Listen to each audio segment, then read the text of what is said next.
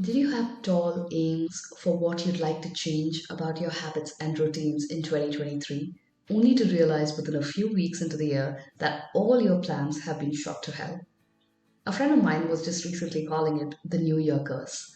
That he failed to keep up with the classes he just started at the beginning of January by the end of the 4 weeks. It's not just him, we've all been there. We start something new with all hope, optimism, and full energy, only to have life happen to us and our plans getting sidetracked before we could even say get set go. Does that mean that we stop planning? How can we have a better approach when we start anything new in our life? That is exactly what we are going to delve into in today's episode.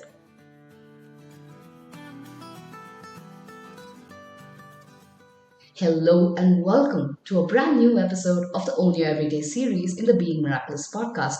I'm your host and self awareness coach, Shweta Shibraman, and in this episode, we are going to explore how to approach doing anything new in life.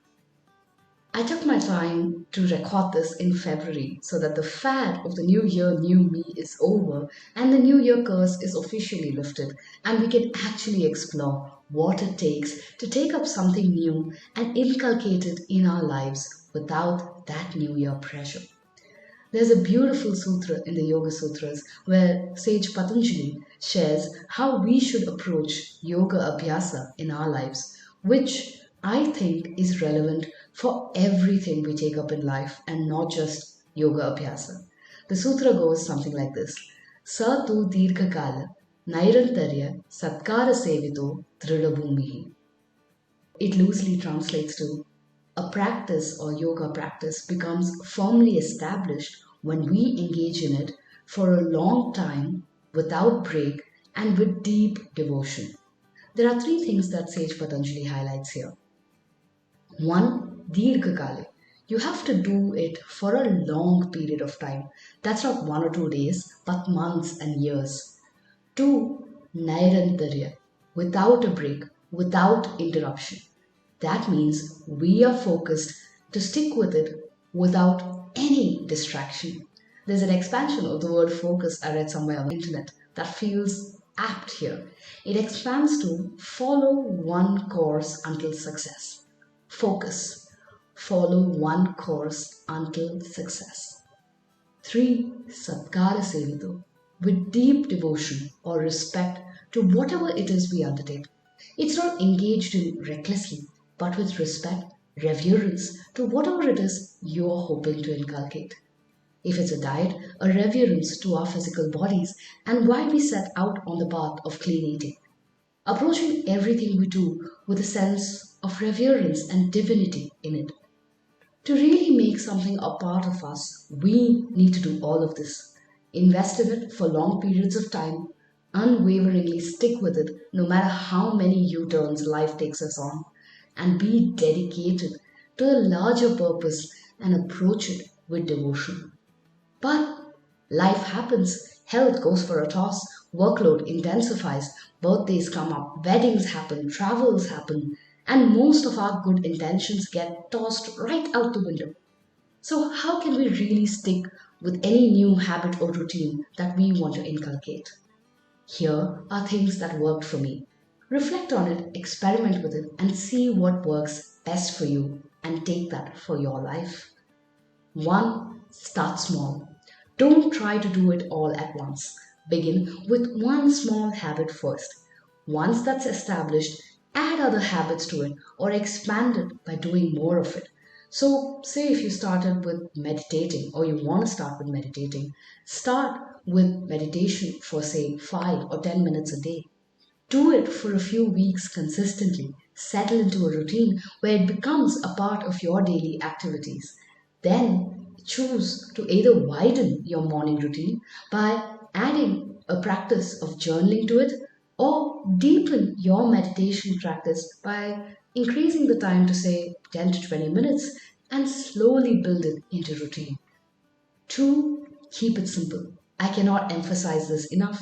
You don't want to start something complicated. Rather, keep it simple and focus on repeatability. Restrict the number of items that you're trying to start afresh in your routine as well. 3 to 5 things together is about ideal. That is, 3 things for your morning routine, 3 things for your evening routine. Anything more can get overwhelming. 3. Review and modify as you grow.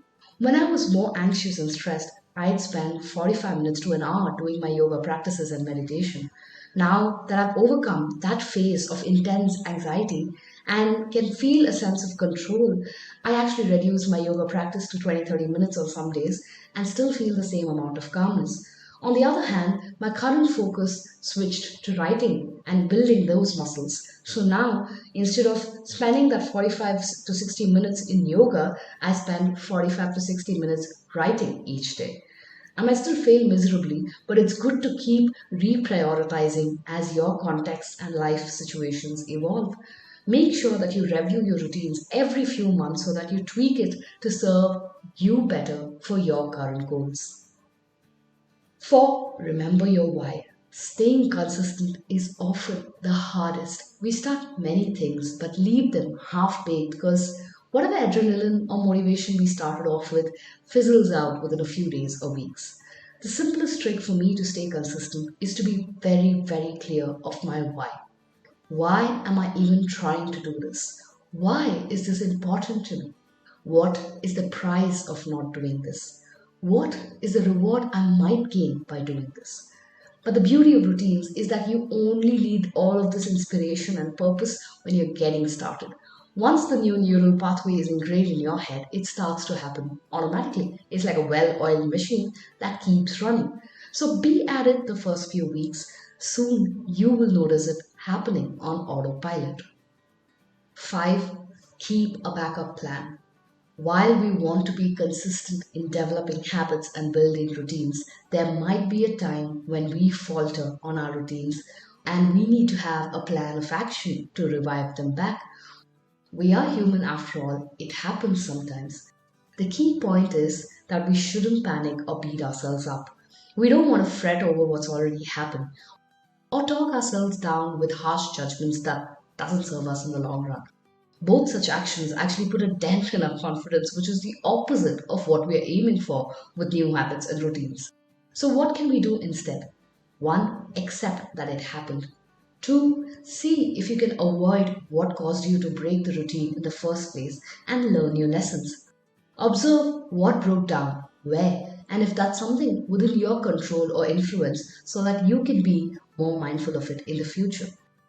3. Get back on track immediately. If you break your routine one day, it's no big deal, but most of us end up making a habit of breaking that routine.